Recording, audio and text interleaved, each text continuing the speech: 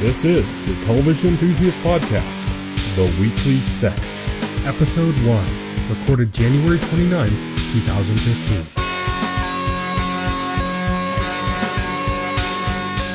Welcome to the Television Enthusiast Podcast, The Weekly Set. I am Tyson. I am the host. Joining me today are Will. Hello. And Kat. Hi. Now, I don't know if you two know yet, but Ed will not be joining us anymore because he will be taking the EIC position at Film Enthusiast. Oh, that's cool. So he's going to be handling that side. So we might be able to get him in just as kind of a guest spot here and there, but you know, he's not going to be a main contributor anymore. Okay. All right. Well, cool for him. Yeah. We'll probably try to bring on somebody else to kind of get, four people. Four just feels kind of nice for a podcast, I think. Yeah. But for now, it'll just be the three of us, at least for this week. Before we get into kind of what we've been watching, I thought, we'd kind of go over some of the news that's happened this week. Okay. So there's kind of three stories that I kind of picked up on that I want to talk about. First, David Tennant, Doctor Who himself, has been cast in AKA Jessica Jones, which is one of the new Marvel series. Yes. So that's exciting news. He's going to be playing the Purple Man. Yes, from what I heard, a particularly nasty villain. He's going to be playing one evil, mean dude in this. I'm not too familiar with Jessica Jones or the kind of the Defenders in general, but do either of you read the Defenders or Jessica Jones? I don't know. The stuff I know is secondhand knowledge from what I've read. Mm-hmm. I also had to go back and actually learn about the character a little bit more to write the news piece. Because I'm like, okay, I don't really know too much about this guy, except that he had a major role in ending Jessica Jones' superhero career. So that'll be interesting to see how that plays out in the series. So I'm really excited. We've talked before about the way they're setting up all these series, but yeah, it's really exciting. And I'm excited about it because I've only ever seen him as the Doctor, and I think this is going to be a really, really different role for him, and I think that's going to be really exciting to see. You watched Broadchurch too, though, didn't you? Yeah, he was stellar on that. Yeah, it was weird watching him in the American remake. I just watched it just to kind of see him in it, because he's playing the same character, but like he's as like an American character. It's very strange. Yeah, I can imagine. Kat, I just wanted to get your opinion on Doctor Who. To go a little off topic, where do you recommend starting? Oh, I'd start at the very beginning. Like, go back to the start of the modern Of the new series. season, of the modern season. Yeah, go back to Christopher Eccleston, very beginning, because it gives you a good sense of all four Doctors if you can, which is the best way to experience it. And also the first season is really good at giving context of a lot of really vital elements to the series, like the Daleks and the Time War and stuff like that. If you just do not want the investment at all, though, and you just want to get in pretty quickly, you can start it pretty much any time there's a new Doctor. It kind of true. It refreshes, and you get a kind of point. You'll miss a few things, but you'll kind of catch up as you go along. But it's better to kind of start where the modern series starts. Yeah. If you're not sure if you're even going to be into it at all, I'd recommend maybe checking out some of the the hits, the better episodes. Blink is a really popular one. That was from David Tennant's Doctor's run. Another good one is the Christmas special. One of the Christmas specials with Matt Smith, the Christmas Carol one, was really good. Do you have any other recommendations, Kat? Oh gosh. Well, a lot of the episodes I love tend to be episodes the rest of the fandom doesn't love as much. Girl in the Fireplace. That's a good one as well. That's a fantastic episode. Yeah, that was also a Moffat like Blink was. Yep. So yeah, those are definitely good episodes. So those are good ones, yeah. So if you're just kind of wanting to kind of dip your toe in it, that's what I'd say. I'd say check out those two episodes. They're fairly standalone. You don't really have to kind of know anything else that's going on. And then, if you like that and you want to see some more, then, start at, the beginning of the modern season, Christopher Eccleston season. And if that's just too much of an investment, then just start when, Peter Capaldi took over. So just last season. But yeah, it's an interesting show in that it really kind of just reboots, but not really, like constantly. So, you have many opportunities to kind of jump in where it feels kind of fresh, I love that about it, yeah. So it's very newbie friendly then. Absolutely. Yeah. There's a lot of kind of geeky elements that are kind of there if you've followed the series for a long time. I mean, I've only seen the modern stuff, but there's obvious, little winks and nods to fans of the really old stuff, which I haven't seen, but it's clear that it's there. Like, you'll see it and you go like, oh, that's a wink to somebody, which is not me. So there's a lot of stuff like that, but you don't need it. I mean, in general, there's, to kind of follow the story, you just kind of need to start with one of the doctors, and then you get their kind of journey. Yeah, for sure. So yeah, that's kind of where I'd recommend on that. But, getting back to David Tennant and Jessica Jones, one of the roles that I saw David Tennant in that, like, I just didn't even realize it was him until way late in. Have either of you seen the Fright Night remake? I've seen it. I haven't. Yeah.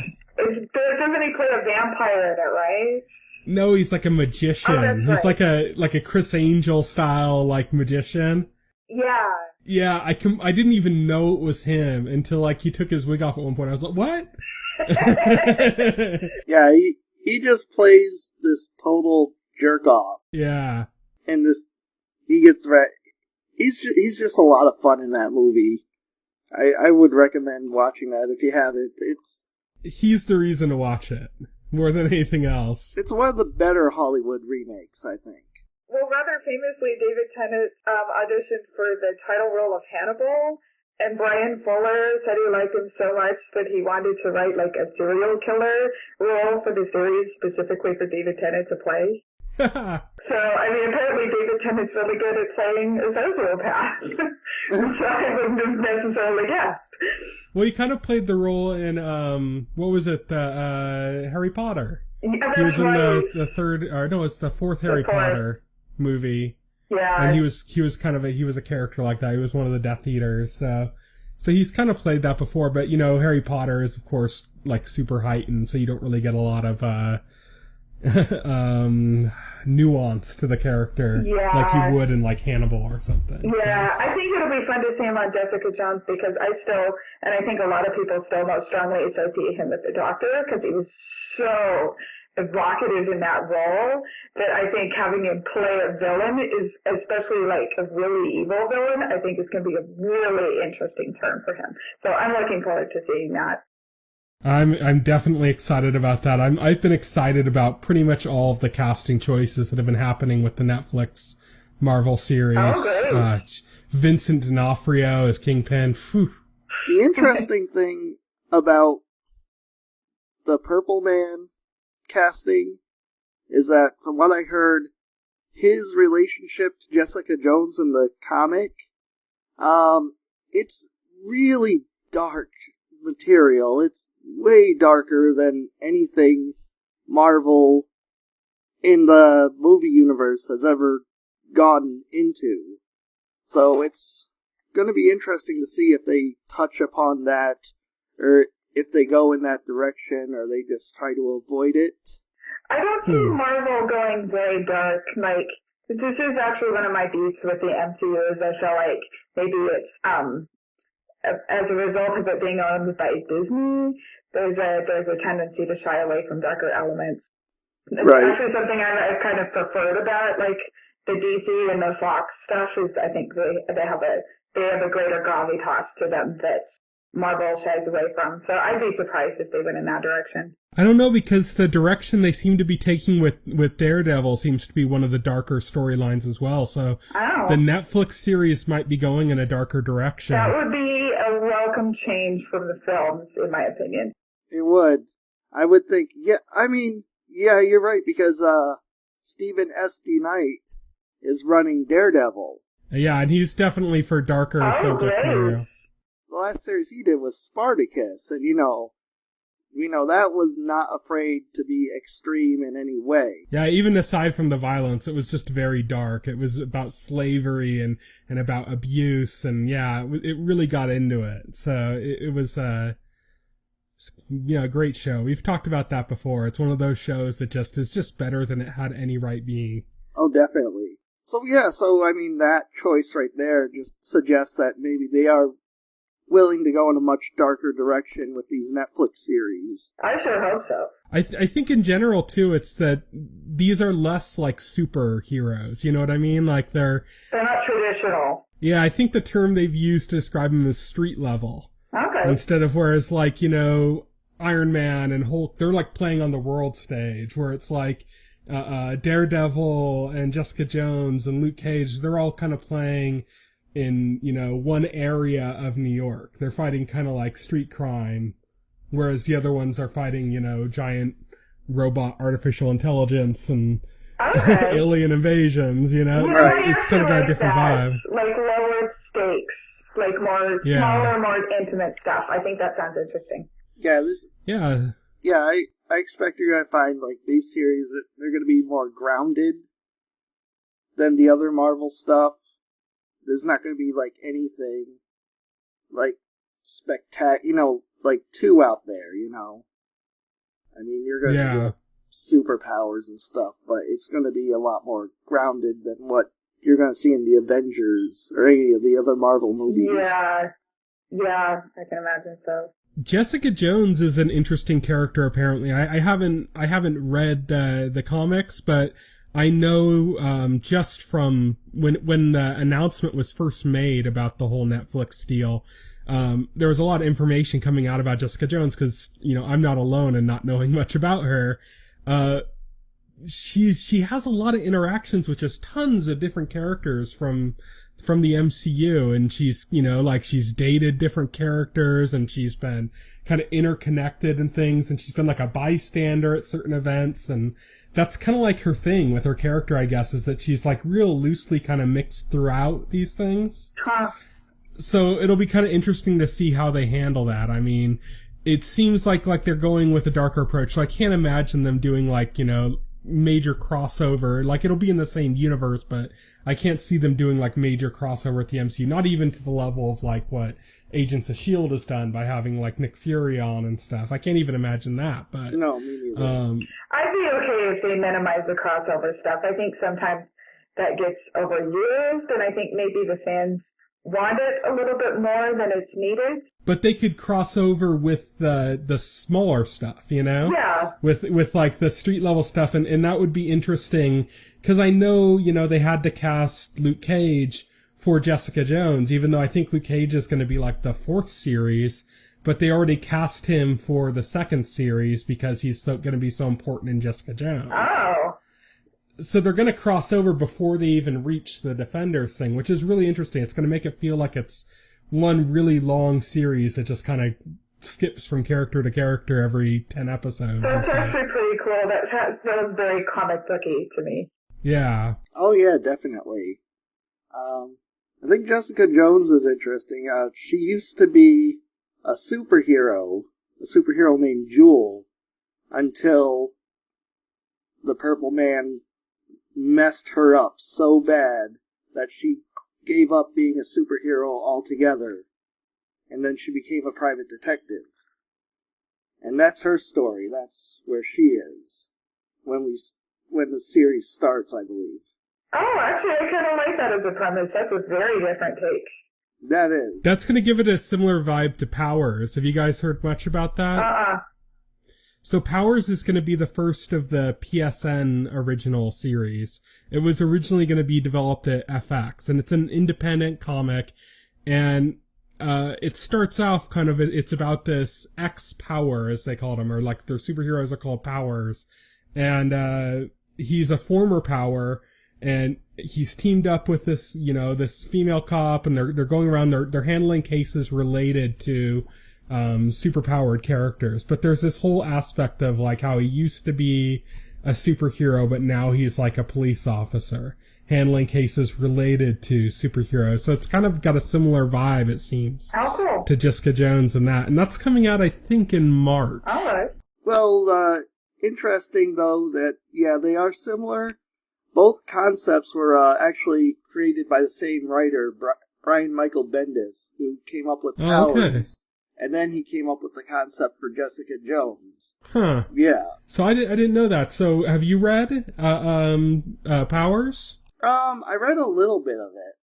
Like, the first couple issues when they came out. It was pretty good.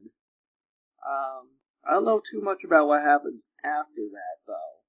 Because I kind of tended to go back and forth between books constantly. But yeah, it was a pretty interesting concept for a comic book, I thought.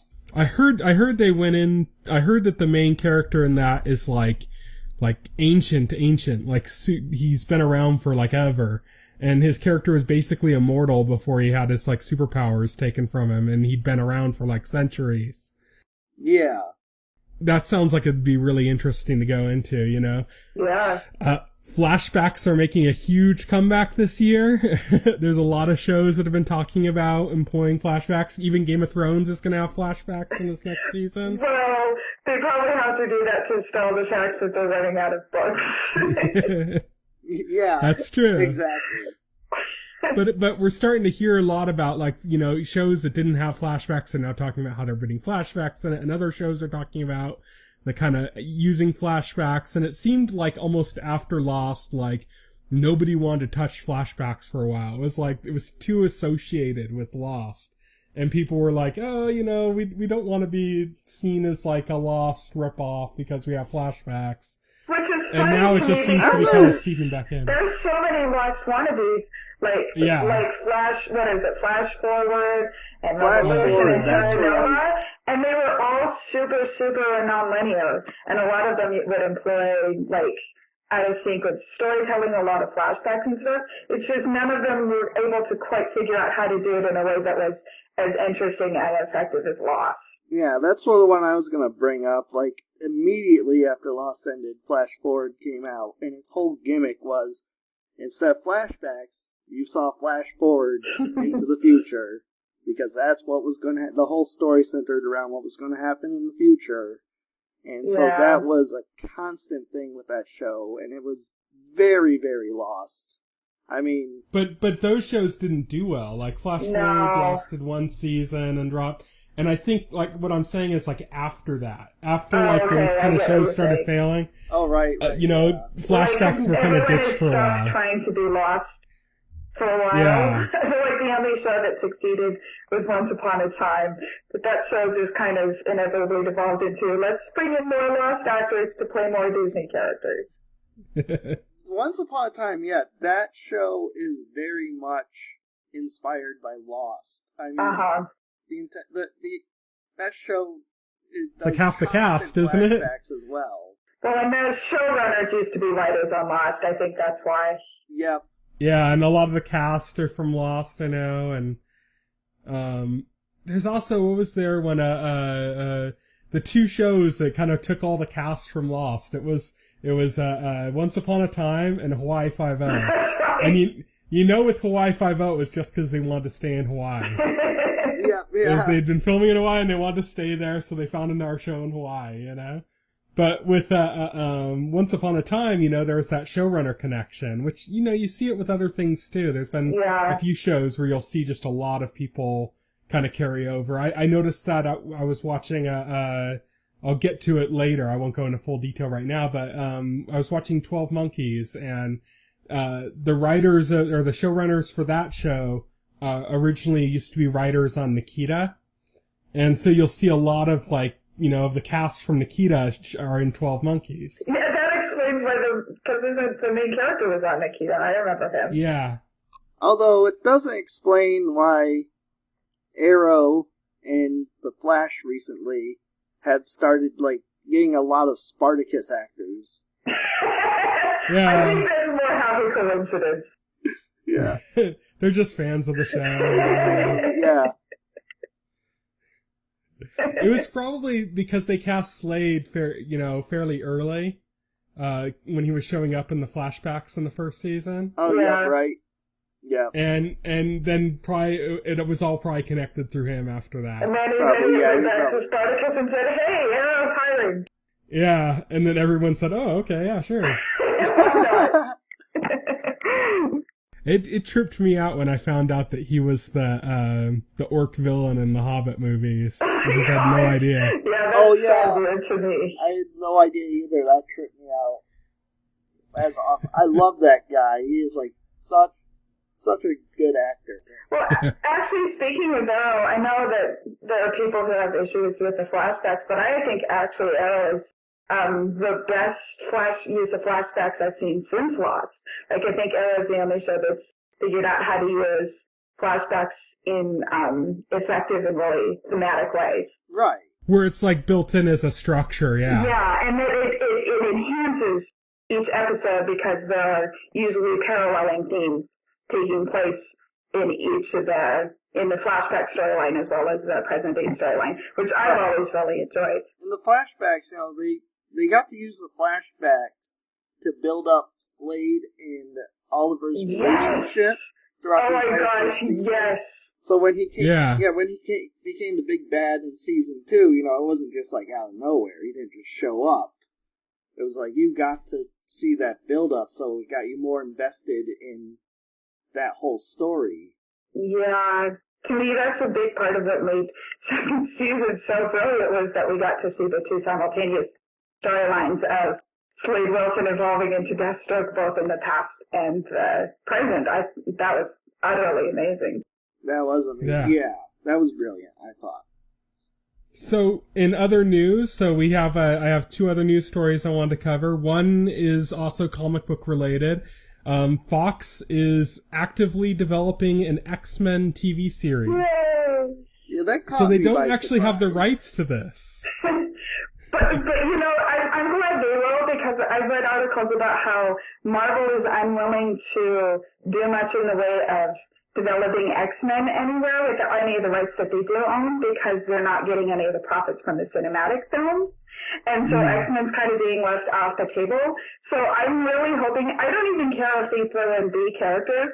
I would totally watch it because X-Men is my favorite comic book property and I want it to get more exposure.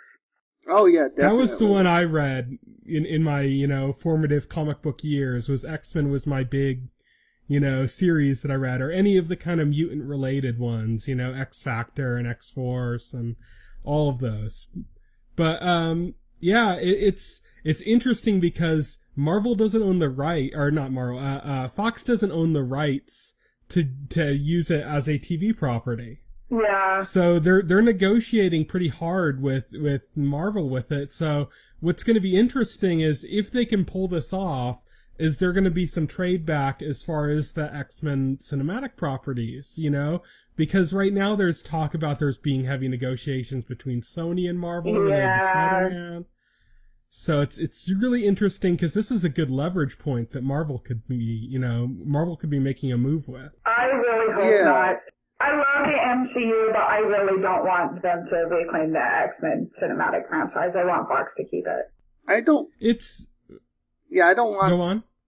I don't want the X-Men to be part of the MCU myself. I feel like the X-Men does fine as its own universe. I like the X-Men films. I don't really think they have to interact with Thor or Captain America anytime soon. So I'm just fine with X-Men being its own thing. I think if they did do it, they'd have very faint crossover. Just barely there. Almost just kind of like winks and nods, not even a full-on crossover kind of thing. Like if they did the TV series or if Marvel got a hold of X-Men again? If Marvel got, I don't think Marvel would get X-Men again. I think what would happen is they'd work out some kind of a deal, some kind of a cooperative deal where maybe Marvel gets, more points on the X-Men movies and maybe, it'll allow if they get more of a friendly atmosphere between the companies and, maybe somebody will make some joke in Avengers about, something that happened in one of the X-Men movies. Maybe or little kind of things. So that it has been in the MCU, they're allowed to use the word mutant instead of having to call Quicksilver and Scarlet which, what is it? I think they have to call them miracles. Miracles, yeah. The MCU, they legally can't use the word mutant, so maybe they could change that. Yeah, they're miracles nice. now. That would be funny if they're like, why do you call them miracles? They're clearly some form of mutation. I also think, that's been pretty obvious how, Marvel has been positioning the Inhumans as a sort of X-Men replacement. Uh-huh. They're like...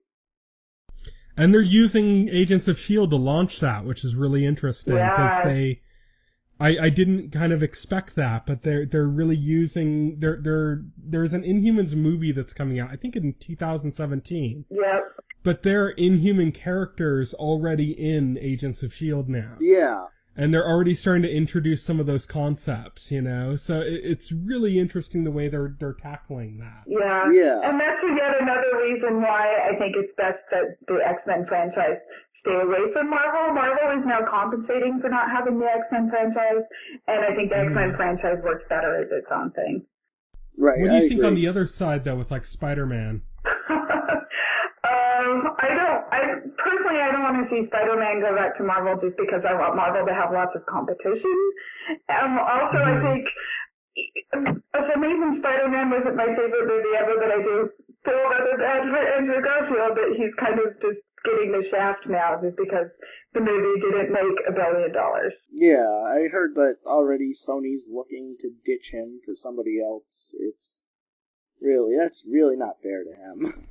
I think that the whole move in general to reboot after the Raimi films was already a flawed idea on Sony's part. It was way too soon and way too similar. Exactly. It was like... It even had like the same font for the damn title. I mean... To be honest, I haven't watched any of the new Spider-Man films. I saw all 3 of the Raimi films. Because when they decide to reboot it and restart the storyline, I'm like, okay, I don't care. I was following the storyline from the Raimi films, and I want to see a continuation of that. I didn't really care to restart the Spider-Man story because I already know how Spider-Man story starts.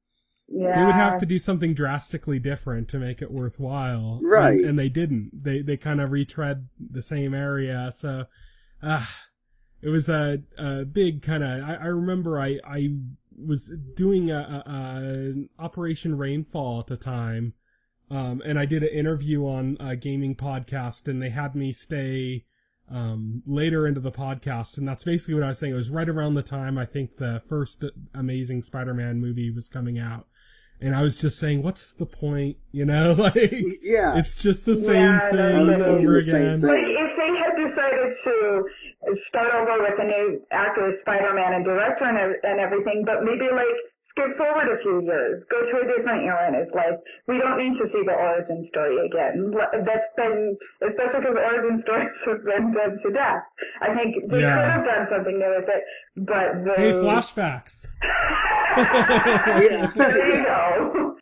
But actually the one property I do want to see go back to Marvel, which I think belongs with Marvel, is the Fantastic Four. And not just because of the Fantastic Four as the characters, but because the whole universe that surrounds those characters. I think that's like a pretty good chunk of the Marvel universe, as it exists in the comics, is tied up with that Galactus franchise. And Doctor Doom and Silver Surfer and all of that, yeah. Galactus, Silver Surfer. And those are big tie-ins to the to Marvel's space universe as well, which they're starting to develop now with Guardians of the Galaxy. Yeah. And if they want to kind of bring those together, then it's going to be hard if you don't have that connection. Yeah. Right, exactly. And it's kind of... It really makes it difficult. Well, if I was going to say if the next Fantastic Four is a flop, then maybe Fox will give up on it like they did Daredevil, and it will just fall back to Marvel. Well, who's doing the Fantastic Four? Is it still the director of Chronicle that's doing that? Yep, Josh Trank. Did either of you see the new trailer that came out for it? I haven't watched it yet, but I'm not really into Fantastic Four. It's like I watched the trailer, because I was curious, because everything I hear about this movie is it's a giant train wreck. So I was like curious to finally. But that's not a good sign. What did you think of the trailer? I thought it looked decent, surprisingly decent. The major flaw it had though was it was really dark and gritty in tone. It's like they were going for like a Dark Knight type tone. With the Fantastic Four, which is like the brightest, happiest comic book on the planet. They're trying to make it the Dark Knight. I didn't understand that. Other than that, it looked okay. I mean, I wasn't like blown away, but I was like, oh, it didn't look like the disaster everybody was making it out to be. Thing is like brooding and waxing existential. Yeah, there was like a lot of brooding in this trailer. There's like a lot of forlorn, like people, and there was also a lot of blue and orange. Everything was blue or orange or both at the same time in this trailer. That was every movie poster like 5 years ago. The blue and orange combo. It was as overused as that DreamWorks animation face. The DreamWorks face, yes. Yeah. But yeah. Have you guys seen Chronicle? I've seen it. Yes. I absolutely adored Chronicle. And a lot of people said it was like, it's like a comic book movie with regular characters done right, kind of, but I didn't see it like that. I saw it as the closest thing to a live-action Akira. That's how I kind of saw that movie. I absolutely adored it. To me, it proved the concept that you could make something like Akira as a live-action property and it could work. Oh, yeah. Yeah. Now that you bring it up, I can see that. I didn't make the connection to Akira as I watched it, but now that you mention it, yeah, definitely. It did have like an Akira type vibe to it. Well, the main character is very Tetsuo, like the weak character that's kind of picked on and then just becomes insanely powerful to the point that it's like his own undoing. Really good. I absolutely adored that movie. I watched it like 6 times at the theaters. And of course, I was just completely addicted. The actual Hollywood Akira movie is gonna miss the mark by miles, and you know it. Well, that fell through, I think. That was gonna be, Leonardo DiCaprio and Joseph Gordon-Levitt were gonna be doing that movie, and I think it completely fell apart. So I don't know if there are actually still I don't know if any plans to do that. Like, I haven't heard anything about it in a while. I haven't heard of it being canceled or anything. But yeah, there hasn't been an update on that in a long time, so who knows what's happening, really. Yeah. Let's move on to the last news story I got here for us.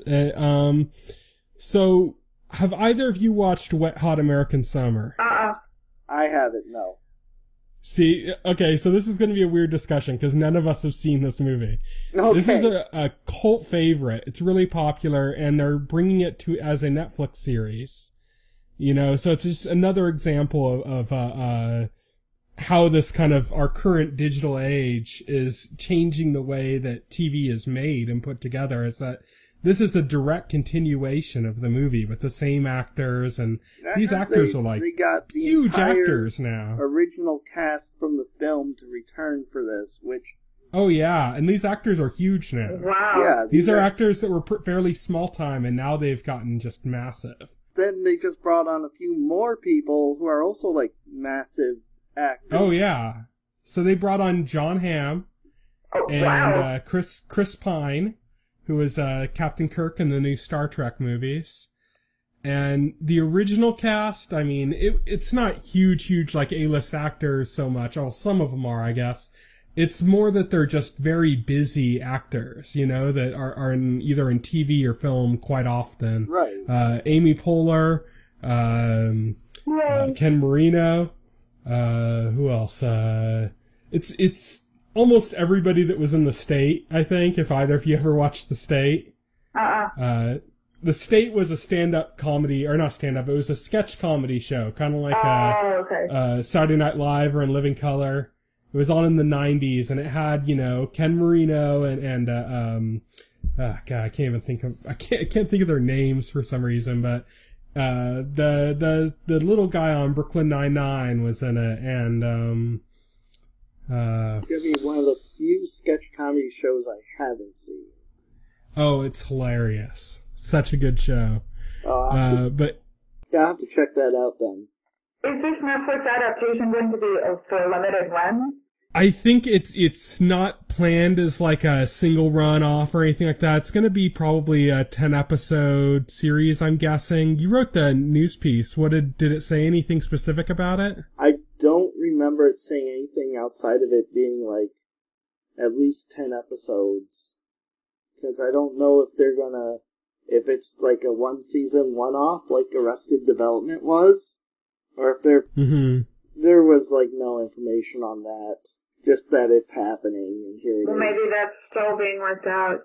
Oh, they're still saying they're going to do another Arrested Development season, too. It's just that it's kind of moved in this direction where it's not like a yearly season type thing. It's similar to how HBO handles Curb Your Enthusiasm, and they just say like, hey, Larry, do you have anything new for us? And he goes, maybe next year. Sure. Yeah. Netflix certainly does have that freedom. So I can but see with that. all these actors, I was wondering, like, how much is Netflix spending on this? And it's like, it's got to be a passion project for a lot of them. It's a really major cult favorite. It's got to be, because I'm like, how important is American Red Hot Summer to be dumping a ton of money into it? I don't know. Yeah. They got to be working at low prices because, I mean, it's one of those passion kind of projects where, it would be like if Firefly came back, but they could only do it under like a limited budget. All of those actors would return. That brings a big trend. I think this is related to like a big trend I've been noticing. Television reboots, remakes, just old shows coming back. And it's happening lots now. I'm a big defender of reboots and remakes, but I think I'm starting to hit my limit. I mean, Fox is bringing back the X-Files and looking into bringing back Prison Break. Really? Come on. Yeah. And they brought back 24. NBC wants to bring back Heroes. Yeah. Anybody asked to have NBC is bringing back Heroes. That's actually happening. Yeah. Yeah. It's like, okay. So I'm just waiting for the day when the Firefly announcement happens. I'm going to go out on a limb here and say something unpopular, but I hope no one ever touches Firefly again, because I think it's been such a long time that it'll be kind of like Arrested Development. Anything that's made inevitably is going to be a disappointment, and it's going to taint the overall product, and it's going to lessen our collective love of Firefly. I think Firefly had its chance, and it's sad it never got it, and I love it as much as the next week night, but leave it alone. Unless Joss has something he really wants to do with it, something really compelling. Yeah, I think Joss would agree with you there, Kat. Yeah. I don't think Joss would be particularly excited to do it unless, like, something amazing popped into his head. Yeah. Yeah, that's about how I feel. Unless he had something very specific he wanted to do, I just don't think it's the right time for something like that. But, there are some that are coming back that are like, it's just amazing that it's actually happening, and it's something that could have never happened before. Yeah, Twin Peaks. Twin Peaks. Yeah. Yeah, Twin Peaks I think is an example of a positive one, because I think the show's format and the way it left off certainly allows for it to come back 25 years later. I think that'll be interesting. That will be interesting to see. But yeah, it's become a big thing lately. I mean, more and more announcements are coming out that they're digging up these old shows and bringing them back. And it's like, okay. Sometimes it works, sometimes it doesn't. It's always a case-by-case situation. I mean, I'm eager to see what they do with Twin Peaks, but I'm also very nervous about what they're going to do with that. But then there's some, like you said with X-Files, just no anticipation at all for me on that. My gosh, X-Files was fabulous in its time, but there's really nothing new they can do with it at this point. Leave it alone. Yeah. That's about right. I mean, if you want to do something along that vein, do something new and then take like another kind of spin.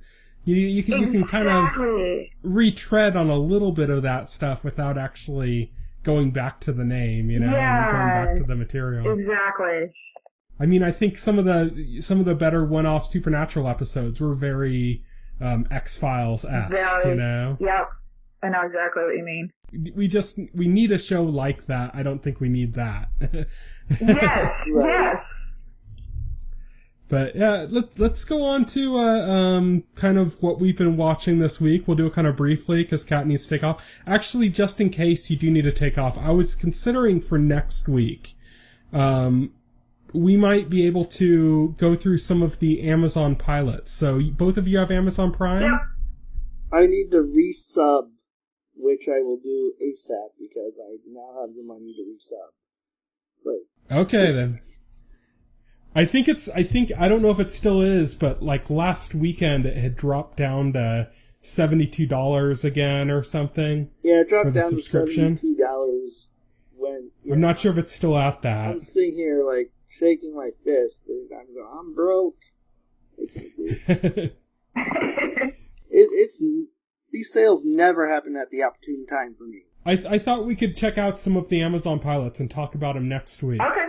So there's been a few, kind of just go with your own taste on what you want to watch from them, and we'll talk about them. But the kind of the three that I'm kind of most looking at are Mad Dogs, which is from Sean Ryan, who did The Shield, not Agents of Shield, The Shield, the old one, and Terriers. And Last Resort. Okay. So he's a really good showrunner, and he did one called Mad Dogs. I've heard is actually kind of interesting. The one I'm most looking forward to is The Man in the High Castle. That's exactly what I was thinking. That one is interesting, mostly because I'm a huge nerd, and I love like the concept of alternate universes, alternate timelines. So I'm like really into like alternate history or how things could have turned out different. If X thing happened differently. Like, yeah, Germany won World War II. How would that be like? Okay, yeah, that totally gets me going. So, yeah. So that'll be a good one, and I've heard good things about it, too, and it's based on a Philip K. Dick novel, which just speaks volumes by itself. Yeah. And then also Point of Honor, which is a Carlton Cuse property. Wow. So those are the kind of three that I'd kind of recommend, but just kind of go through, check out the new pilots that popped up on there, and we'll go through and we'll kind of just talk about which ones we saw, and we'll do that as kind of our coverage for next week. Okay. Sounds good. Okay. But let's move on to kind of what we've been watching. When you need to drop out, Kat, just let us know. Okay. So I'll start us off. I've been watching 12 Monkeys. I mentioned that before. Now, I'm not too familiar with the movie. I saw the movie just years ago, and I barely remember it right now. It's one of those things, I saw it once. I think I was like half asleep when I saw it. It's one of those things where I always wanted to go back and watch it again and give it my actual attention, but just never got around to it. So I'm watching the series kind of with fresh eyes. I kind of know only the kind of base outline. Sure. And I've been enjoying it so far. I think the surprise for me so far has been just seeing all the Nikita actors that are in it. So that's been kind of interesting, because at first, Aaron Stanford, who was in Nikita as Burkhoff, he plays Cole, which I believe is Bruce Willis's character from there. And so he's the lead of the series, and he does well in the role. I mean, the one thing that's kind of weird is that I think of Burkhoff as Nerd from, Nikita, because that's kind of how he was always referred to. That was even his nickname, was Nerd. And seeing him kind of in a more physically imposing role, it's still kind of weird for me. But it's I like his intensity, not necessarily his physicality, but his intensity in the role. Like he just seems really like he's got a chip on his shoulder, and he plays it off well. But the really interesting switch is that Brad Pitt's character, Jeffrey Goins, has been gender swapped. That's right. To Jennifer Goins is the name of this character. And so yeah, it's just really interesting, and the actress does a great job in the role so far. But it's interesting going over like kind of race and gender swaps and characters. I mean, there was a news story also, wasn't it Jimmy Olsen that was cast as with a black actor? Yep. For Supergirl. Well, and one of the Fantastic Four, Johnny Storm, I think, is being played by Michael B. Jordan, and that that's right. caused a lot of controversy. Another example, the Flash, Iris West, is now a black woman. She was white. Hannibal, Freddie Lowndes, is changed into a female. And then if you go further back, of course, the really big one that, can pop right out is Starbuck. And from Battlestar Galactica. A perfect example of how gender swapping a character can arguably make the character better. Oh yeah, everybody was up in arms. She is the best. Everybody was up in arms about that switch too, until they saw it. And once they saw it, they all shut up. Galactica was a giant cheese fest, anyways. Yeah, but some people had it like a dear spot in their heart from nostalgia. But then when they saw the new one, it was like, oh, this is a whole other game. Yeah. This is like this is whole other level stuff going on here. And, I think, in the first, I pointed out to a friend of mine, I showed him the miniseries. He never ended up seeing the rest of it, but he watched the miniseries. And, I said, okay, wait, see this scene right here where she's about to crash her Viper into the other Viper and bring it? I'm like, you're gonna fall in love with this character. Just right now. It's gonna be instantaneous. You're just gonna be head over heels. And he was. I have to imagine when Battlestar Galactica, the remake, was announced, how many people, thought to themselves, do we really need a remake of that? Yeah. Yeah. Yeah. That's a really good point. It's all how it's handled. That's a really good point. It's easy to be skeptical of remakes, but I think there are plenty of examples of where it's been a really positive thing. And BSG is a perfect example of that. Right. That's why I'm not, instantly cynical when a remake or reboot is announced. Because, sure. Yeah. How many times has it been for the better? Right, exactly. And it all depends on the people, too. I know people were upset about Hannibal being turned into a TV series. For me, I'd been a Brian Fuller fan for years. I saw his name attached. I was like, this is going to be amazing. I have no doubt in my heart this is going to be an amazing series. But it wasn't because Hannibal's really good and it would work really well on TV. It was just because this is Brian Fuller handling Hannibal. Right, I thought the same thing. I read about Hannibal, I read Brian Fuller was doing it, and I thought, this is either going to be amazing, or it's going to be an interesting failure. It's definitely not going to be boring or mediocre. Yeah. So it's interesting going from that. So 12 Monkeys, I've heard really good things from people that do like the movie. I know that the showrunner actually used to be a writer on IGN. Oh, wow. For IGN's TV channel. Oh, really? And so I used to listen to him on the podcast on Channel Surfing. It's Travis Fickett. He was on in the old days on that. Oh, that's cool. Before he started writing for Nikita. And so he's one of the main showrunners on the series, and I remember him talking about 12 Monkeys on the IGN podcast. Oh, wow. So, he'd talk about it as being one of his favorite movies. So, in that sense, it's in good hands. Of course, you never know, because sometimes if you put it in the hands of the true fans, it turns out the worst. Yeah. Right. Yeah. The thing about fans is they can get a little overprotective and obsessive over the object of their fandom. And so sometimes putting it in their hands isn't always the best choice. Because they might be a little too myopic about the subject matter. Yeah, it really depends, because I think there are examples of, I would say Star Trek, the new Star Trek movies are a good example of something being put in the hands of someone who is not a fan, and in my opinion has completely ruined the franchise, as opposed to, but then at the same time there are certainly examples where you put it in the hands of fans and it becomes too enthralled with being protective of the source material and they're not able to be effective. So I think I don't know.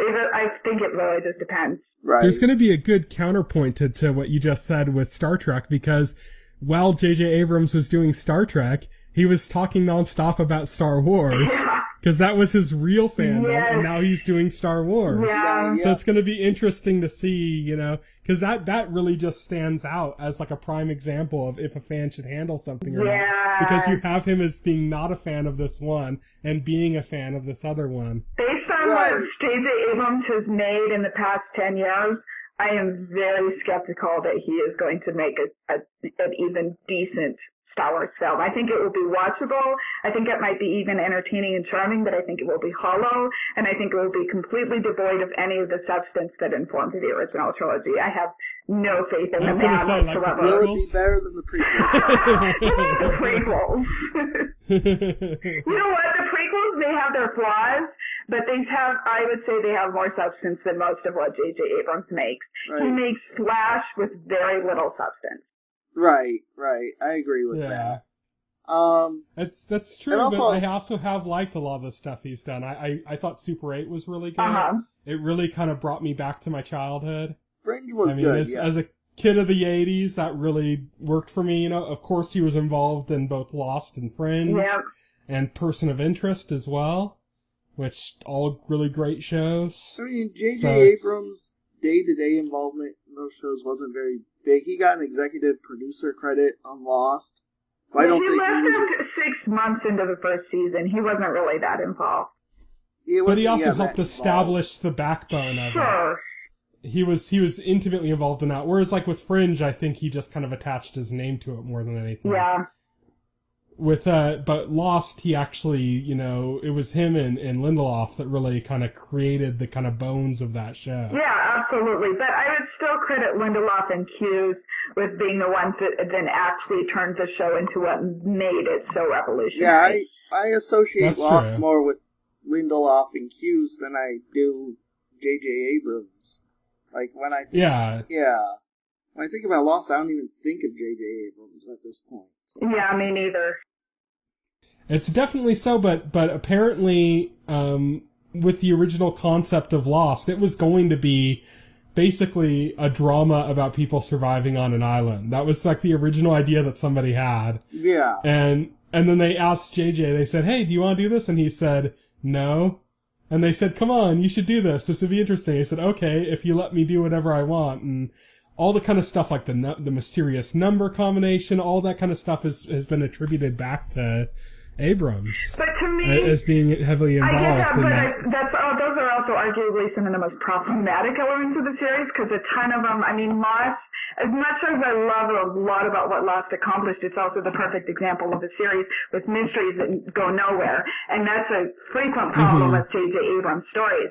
And what most excites me about Lost, about what it revolutionized, is narrative structure on television. Like, I think and the character stories. Yeah, and I think the third season finale accomplished that. And the thing I like about Lost is it's doors. not the mysteries, it's not all the goofy stuff, the smoke monster, that stuff. That stuff wasn't what made Lost interesting. It was the characters, how their stories were told, how they made us relate to them and what they were going through. And how it interwove with the island and all the different themes. That's Lost to me.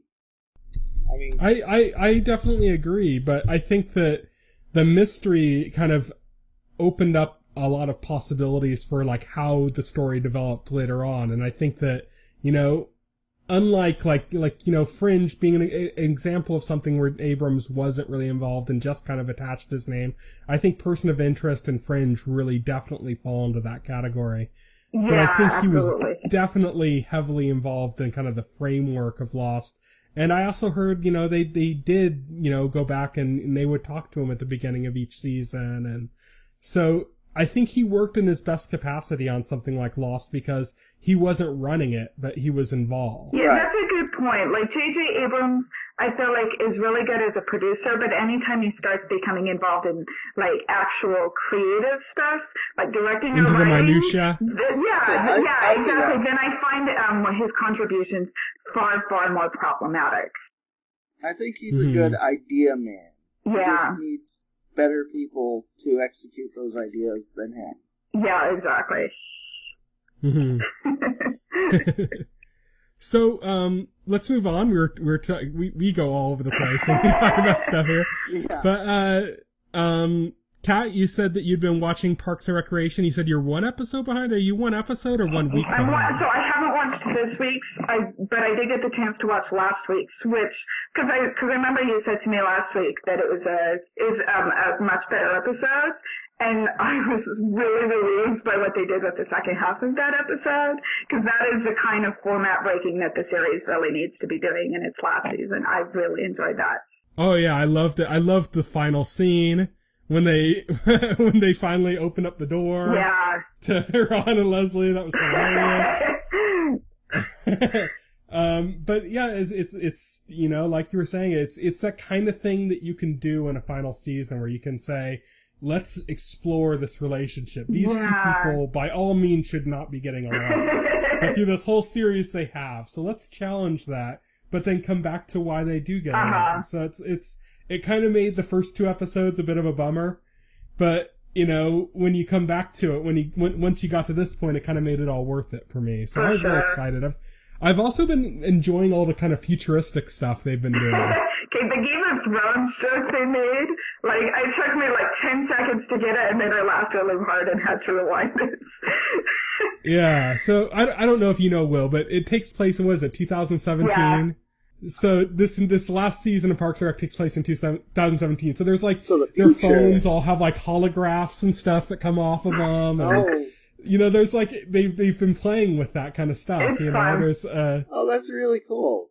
That's unexpected. There's a company that's called Grizzle, which is a Google spoof. Yeah. And they have drones all over the place.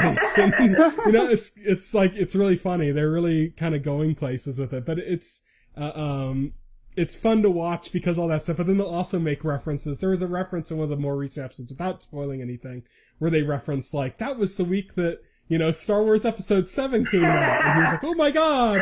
He's all, they knew I'd be too busy, or something. Yeah, Leslie made that comment about how Khaleesi is marrying Jack Sparrow in the series finale of Game of Thrones, and it's really gone off the rails. So yeah, they've been doing a lot of little play kind of stuff like that. They also made a reference to what was it, Hitch 2, Son of Hitch or something. Nice. So they've made all these little kind of references and stuff, and you know, just seeing the kind of I think the first time I really noticed that there was a scene where Andy was at a bar and he pulled out his phone and it was all holographic. That's and I'm like, what the hell? They're clearly having fun with that. Yeah, it's similar to kind of what they did at the very end of, you know, it's done better because it's more subtle, but did you watch 30 Rock? I watched about 4 seasons of it. The end of the season finale takes place, it's like Liz's, the main character's granddaughter showing up for a job interview or something. Okay. And you see outside the building there's you know, vehicles flying around and stuff. And it's just kind of the idea of that. It's a really funny thing. I'm gonna be changing topics on us again here, because I'm just, you know, that's how we roll, I guess. But do either of you watch Episodes? No. So Episodes is a show about these British writers, and they had a TV show and in the UK, and they wanted to pick it up an American company wanted to pick it up to bring it out over, basically like an NBC wanted to pick it up and make a sitcom out of it here. And they were all excited about it, and, you know, of course, everyone at Hollywood was just blowing smoke up their ass. And then they just start changing everything to the point that it's completely unrecognizable, and they hate it. So they hate working there, and everyone's fake, and it's just kind of this British perspective of what Hollywood must be like. So it's really funny. I mean, they film it in London, and so most of the actors are British, playing Americans, you know. Very obnoxious versions of Americans, which is funny. Doesn't it have Matt LeBlanc on it? Yes, playing himself. So they were supposed to have this old kind of stately man playing this role, and they said, what if we have Matt LeBlanc instead? And that was one of the first major changes that they hated, you know, but then they got stuck with. But anyways, in the new season that's been airing, they got pulled back. Like, they thought the show was over. They'd moved back to England, and they thought it was all canceled. And then the network president or whatever, like, basically called him back and said, no, it's not canceled, just as, like, to screw over, like, this other show that, like, Matt LeBlanc was supposed to be on. So it was, like, totally like a political move and everything.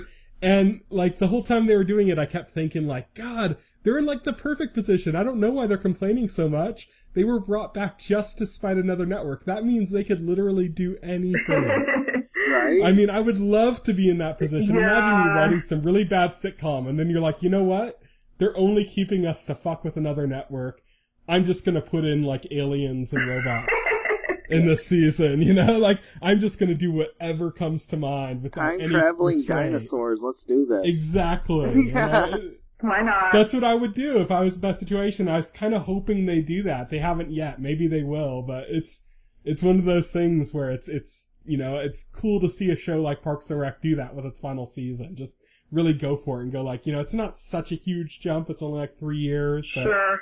it's fun to see kind of like these holographic computers and, you know, all these references to these pop cultural things we've been kind of waiting for, and they've kind of referencing as if they already happened. Well, and it fits with the show's sense of humor really well. Yeah, definitely. So it's really funny. They keep doing more and more with Grizzle. The next episode, I think it's heavily about Grizzle and that whole side, so it's really kind of fun. Oh, great. I don't know if you're that into technology, but if you follow kind of the complaints that have been going on with Google and invasion of privacy and all that kind of stuff, it's really funny for that side. Oh, great.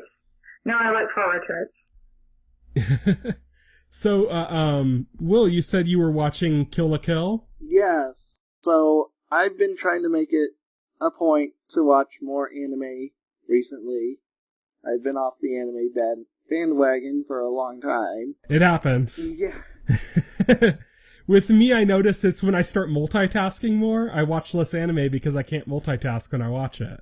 Oh, yeah. Because I have to read, true. you know? Well, yeah, because most of the anime, like, if you go on Crunchyroll, it's all subtitled. And so I have to read the subtitles. And so that really makes it so that I can't just listen to it. Like, maybe with other shows, I could just listen to it. Anime, I can't. So, yeah, I get that. But Kill la Kill is, like, pretty interesting. It's like this whole riff on the magical girl genre of anime. Mm-hmm. Like, it totally... I've seen it. Yeah. Yeah, you've seen it. Okay, I've watched it. I'm interested in talking to you about it just because I really like that series. So it's really just off the wall the way it's all about clothes and, you know, it's really kind of funny and... Yeah. I think one of the most interesting things is, like, the outfit she finds is apparently alive, and it wants her blood. It feeds off of her blood. And that's actually how she activates her powers, by, like, feeding her, like, sailor suit blood. And I thought, okay, that's far out. Yeah. I like that. Or her weapon is like half of a pair of scissors. Yeah, and the person who murdered her dad, like, has the other half of that scissors. And it's like this lady that runs this school. They're like these super dictators who, like, run this school, and by proxy, the school actually lords over this town. Or whatever, so they're all subjugated by them. So yeah, it's a series. I think it gets better. I think around maybe it's the third or fourth episode is when I just really kind of was laughing my ass off at that show. But the character to keep your eye on, and you've probably already seen funny stuff. You've already had like the tennis club episode, right? Yeah, I've watched the first 2 eps, so I got through the tennis club. Yeah. So the character that makes the show for me is Mako. Oh yeah. Who's her little friend, her little sidekick, you know? Yeah, oh yeah. So you saw her already getting pummeled with tennis balls and Oh yeah, definitely. She's already made an impression. And also her family. Yeah, her like family's nuts. A back alley doctor. He said something like, "Oh well, you know, most of my patients die." If you would like to voice your opinion, send an email to theweeklyset@TVEnthusiast.com. TV Enthusiast is a part of the Enthusiast Media Network. Stay tuned to TV Enthusiast and the Weekly Set podcast for more coverage of all of your favorite shows. Of all of your favorite shows. Of all of your favorite shows. Of all of your favorite shows. Of all of your favorite shows. Of all of your favorite shows. Of all of your favorite shows.